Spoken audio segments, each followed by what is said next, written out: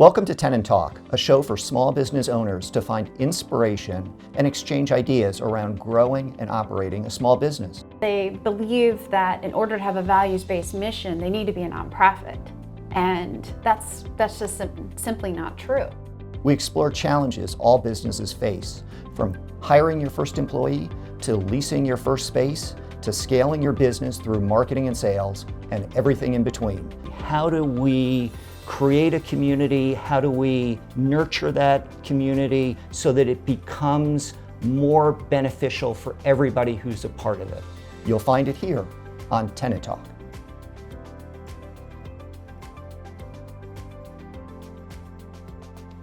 Hi, welcome to Tenant Talk. My name is Bill Singer, and I'm a principal at Kenwood Management. Kenwood is a commercial real estate company that owns and manages properties in the Washington, D.C. and Baltimore submarkets. Within our portfolio, we have hundreds of small businesses. We were founded in 1996 and in effect are a small business ourselves. We currently have 14 employees. Joining me today is Christina May from Illuminate, a Frederick, Maryland-based company. Christina, welcome. Well, thank you for having me, Bill. I'm excited to be here today. And I'm really excited about today's topic. I'm going to dive right in. So today we're going to talk about having a values-based culture in your company. Bill, I know this is a topic that's really important to you, so why don't you tell me what a values-based culture means to you and means to Kenwood? Yeah, so interesting question. When Kenwood looked at this topic, we started out with something kind of very fundamental. We recognized that first and foremost, we wanted to focus on our customers and what was important to them and what is meaningful to them. And I want to make a distinction here to the audience and make sure that they understand what I mean by that distinction isn't that I'm just looking to do better than my competitor. It's really entirely customer-based. And it's figuring out how do I exceed their expectations. Now, every business owner has to evaluate this a little bit differently. It's going to be based on what's important to you and what is the direction you want to take with your company. But ultimately, when we evaluated this question, we recognized that one, we wanted to have space that our tenants could get the most out of, that they could utilize in the most efficient manner. Second, we wanted to deliver exceptional service to each one of the tenants who leased from us. But internally, we then said, that sounds all well and good, but frankly, it's not enough. How do we go further? How do we go beyond just doing that? And when we asked ourselves that question, and it was a tough question, frankly, to evaluate, we realized if we can develop programs that actually help our customers' businesses grow, and that could be in many fashions. It could be introducing them to new clients. It could take on many different issues. But what we realized was once we got to that question, once we got to that point in our thinking, it opened up just a whole variety of different ways that we realized that we could communicate and engage our customers. So we also realized that when we got to that point, that other landlords weren't thinking about the relationship that they had with their tenants in the same way. So that was kind of our process in getting to that point. For us, the values-based conversation really comes down to thinking about it, and as you said, it's not just about what you're doing just for your customers and about the sale. At Illuminate, and when we work with other companies to help communicate what their values are, it has to start internal, and what your internal values and culture really means, and then how do you communicate that? So how does that come from the CEO? How does that go to your internal customers, which are your employees, and then outwardly from that to your community, and ultimately the value that you bring, whether you're solving a problem. It doesn't mean in business, I think a lot of people make this mistake, is that they believe that in order to have a values-based mission, they need to be a nonprofit. And that's just simply not true. you can have a mission-based, values-based culture without being a nonprofit. So I know, though, that for you, because you have shared the book with me, that a lot of this was inspired by a book by Bob Berg called The Go-Giver. So can you share a little bit about that book? So The Go-Giver is a terrific book. It was written by Bob Berg and John David Mann. And what they looked at when they wrote this book is how businesses can be way more effective, not only from a business development perspective, but also how do they service their customers better. And they produced 5 key points. They call them laws. There's the law of value, the law of compensation, the law of influence, the law of authenticity, and the law of receptivity. What each of those mean, I think, is important. So let me describe them a little bit further. So the law of value is determined by how much more you provide in service than you actually take in payment. The law of compensation says that your compensation is determined by how many customers you serve and how well you serve them. The law of influence says that your influence is determined by how abundantly you serve other people's interests first. The law of authenticity says the most important thing that you have to offer is yourself. And the law of receptivity says to be the best giver possible, you have to be open to receiving as well. So when Kenwood kind of looked at each of these laws and tried to figure out how do we apply them to our business, we realized that most landlords, most owners of property, and most tenants only think about their relationship as a pure transaction, right? As a landlord, I provide space. As a tenant, you pay rent. But when we thought about how you apply these principles to that relationship, we realized that we could expand that relationship to be so much more, that we could, aside from just providing space, that we could provide things to our business owners that actually help their business grow. And when we realized we could do that, we said, this is kind of a real change to the whole dynamic between landlords and tenants. But then we said, all right, how do we take this a step further? How do we really implement this? And among the ideas that we came up with was, first, we realized that small businesses often need access to certain specialized businesses such as accounting or legal. And there are certain topics that might come up based on what's happening in the world at any particular time, that these small businesses could really benefit from access to some of those people and some of that information. So that was one way that we provided some extra service to our tenants.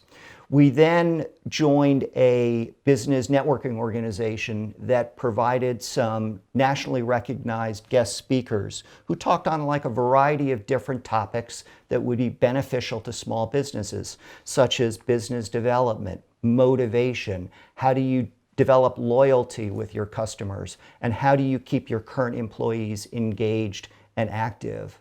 And then the third element that we evaluated, and this one was actually, I think, a bit of a real change and a real opportunity that we could offer our tenants, is we recognized that as landlords, we have a huge network of people that we interact with every day. There are tenants, there are contractors, there are investors. In our case, we realized we have 180 tenants in our portfolio, and many of them could benefit from using each other as customers or service providers. So then all of a sudden we realized, holy cow, we've got this whole community of people that we could provide introductions to. And once we got to that point, we realized, wow, this is something special and meaningful to the small businesses who operate in our properties. So Christina, you also deal with a lot of small businesses. Tell me what you've seen.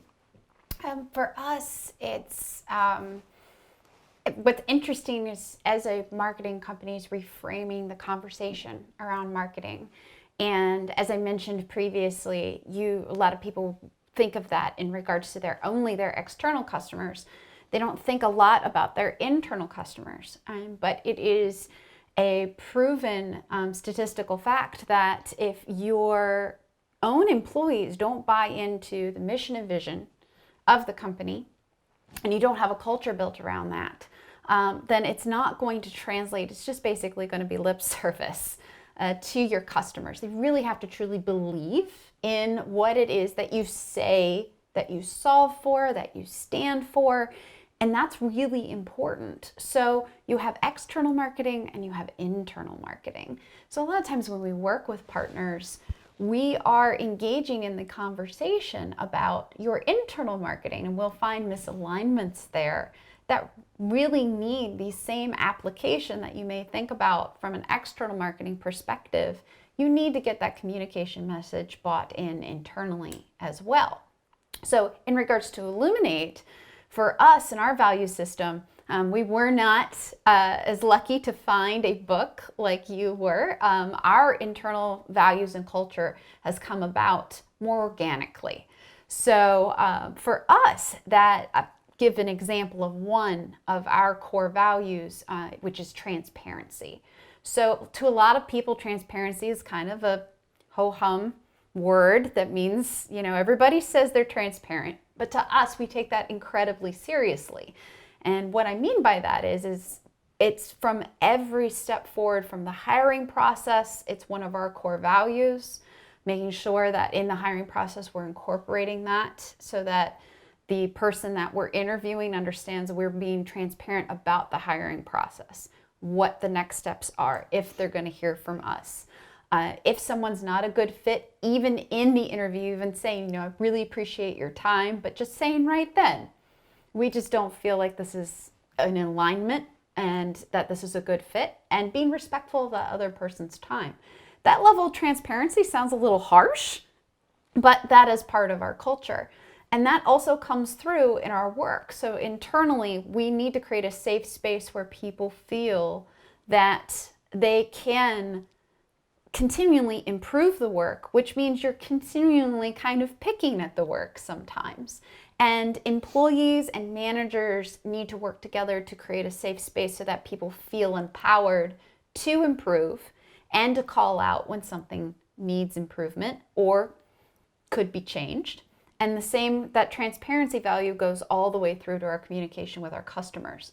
So when we bring on a new partner, that is part of our onboarding deck. And we, say quite harshly, we are here to help you get to the next level. And sometimes that means we're going to say things that you're not going to want to hear. But that's that level of transparency that needs to be put in place. Unfortunately, I think somewhat in our culture, social media brings us about a bit, but us particularly when it comes to the marketing profession, there isn't a lot of clarity around measurement, around how it's done. It just seems like it's a lot of ads and unrelatable actions that you can't dial back. And so to be able to provide that level of clear-cut transparency of what does and doesn't work is a core value of ours. And for us, the things that mean the most are at all levels. It's internal, starts internally, and then it moves all the way out externally to our customers as a core value. And that's how that works for us. So you touched upon something that I think is really interesting, and I think our audience would like to hear more about kind of culture and the importance of culture, both from the internal perspective and the external perspective. So that's internal meaning, how does it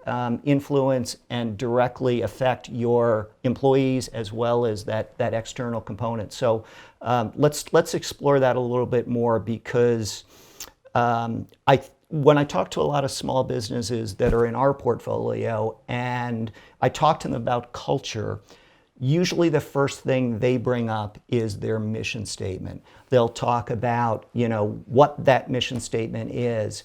And then often I'll ask them, that's well and good, but what's your purpose? Mm-hmm. What's kind of behind that?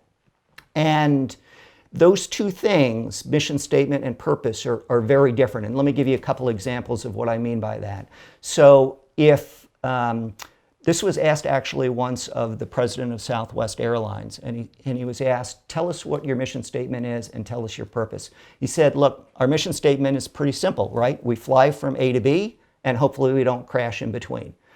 But when you ask what's your purpose, completely different. Their purpose is, how do we make fun out of flying? And that was how they answered that question. How Kenwood would answer that question is, our mission statement is to provide our investors a good return and to provide welcoming space for our tenants. But really our purpose, and again, this is so much to me more important, is we think of our purpose as a community. How do we create a community? How do we nurture that community so that it becomes more beneficial for everybody who's a part of it? How about it illuminate? How would you answer that question? For us, mission is a lot of times something where you see it on the wall and you just, like you said, it's very tactical. It's what you do. You provide returns in space. We provide strategy, which helps, companies grow through marketing communications. We solve aging technology problems. But at the end of the day, that is very interchangeable. And I think that's the difference in what you're talking about from the mission and the purpose. Our purpose is actually related to economic opportunity. What we do enables companies to create more economic opportunity for their communities and for their families. And that is something that is just so very powerful and moving for us to see when we've worked on a project with someone, help them overcome a challenge, help them attract more customers, help them to have better internal communications, help them to have better revenue operations, things that are smoother, more technology enabled. They're able to reinvest that money back into their communities. And community means hiring more employees.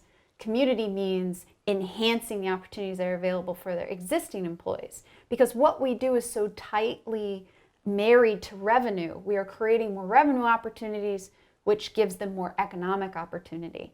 And for privately held companies, that creates legacies that is economically changing for families and communities. And that's something that goes beyond just marketing, sales, and operations. So for us, that purpose means quite a bit. Right. So let's dive in a little bit more to kind of the sales and the business development kind of component of that.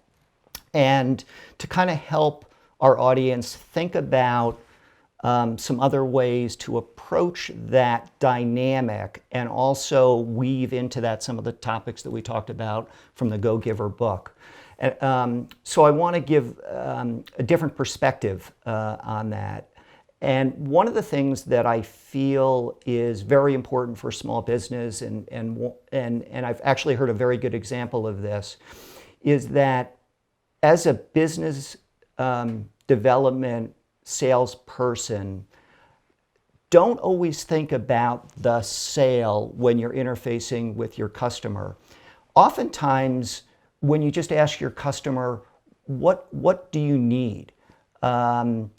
Frequently, the answer to that isn't, I need to buy XYZ item or whatever. It's that they need information, or they would love to figure out a way to meet this person because that's a client that they've been trying to get in front of for a long period of time. And as a business owner, if you can figure out how to get that information, or through your network, you can figure out some way to get an introduction for your customer, they're going to remember that. The important thing I'd add to that, though, is just because you're able to make that happen for them, don't feel like now they owe you. Never approach that relationship from that perspective. Just think about giving to them, and when you do that, my experience has been, and the people that I've spoken to, are that it will come back in other ways. It may not come back in a sale with that specific customer, but I've heard of many situations where that customer has a friend who might be in a business that you could benefit from, that you could have a sale, and they say, oh, you know what, you should go talk to this person. They've got great contacts, they have great ways to come up with information, and they end up referring you new business. So it's very important to just think about, in that business development, think about giving, not just trying to make the sale. What's been your experience? I think what you're speaking about really talks how strong that value of giving in your culture is, when it's in sales, etc. So transparency, which is one of our core tenets, comes out in the sales processes. It's being very transparent about, this is the level of investment, this is what you can expect, and this is how long it's going to take. A lot of times, you're just selling to say anything to get the sale. And transparency will actually be harmful to getting to that end goal. But if your end goal is to help inform someone so that they can really achieve what it is that they're looking for, and give them the information in a way that is going to enhance the relationship, it might not lead to a sale for us, but it might arm them with better information. So in those conversations, we always like to leave with some piece of education, some pull behind the curtain, so to speak, whether it leads to a sale or not. So Bill, if you were to give a tip or a takeaway to any of our audience members or someone watching this video and they really don't know where to get started, what would you recommend to them? I read a book a while ago by an author and movie and TV producer by the name of Brian Grazer. He wrote a book on curiosity and the importance of curiosity really throughout your life. You know, it's something that maybe we forget about after we're kids, but it's so important. And he talked about in the book how in a particular month he would have a number of business meetings or lunches, but he would go out of his way to have at least one lunch or one meeting with somebody in a completely different industry, not related to TV or film production. And during that lunch, he found that it just opened up him to that curiosity side of his personality. And he learned about why that individual got involved in that business to begin with. What's their background? What are some of the pain points that they face? Or what are some of the introductions that they're looking for to help their business grow? So I think that thinking about how you can help somebody, and when they're outside the industry that you're working in, it can be really beneficial. So I would recommend that. Christina, how about you? You know, I think what's interesting about your culture is that you found a great roadmap. So obviously that's a great place to start. But if you already have a culture in place or some semblance of something coming together, or maybe the book isn't quite your flavor, then what I would suggest from building a culture for resources is really listening to your employees and customers as well, asking those questions. A lot of times the mission and purpose comes from the founder, from the C-suite, from the CEO, but the real impact and the motivation behind why someone is at the company, why they feel empowered to stay at the company, it's worth asking that question and finding out why, and taking the time. So more often, I think than not, as leaders, we do too much speaking and not enough listening. So I think the best thing from a culture perspective, if you're looking for inspiration, you have inspiration all around you. You just need to listen for it and ask the right questions. Well, Bill, this has been so much fun to do today. I love this topic. I love sharing these tips with you and with everyone else. So let us know what you found was interesting today, where you find inspiration for building a culture within your company, for values within your company. And of course, we would love it if you subscribed to Tenant Talk, as well as leave any comments below. We would love to hear from you. And then, of course, the conversation always continues at the Kenwood community. Bill? Christina, thank you so much for being with us today. And thank you for joining us. And please join us for our next episode. Thank you.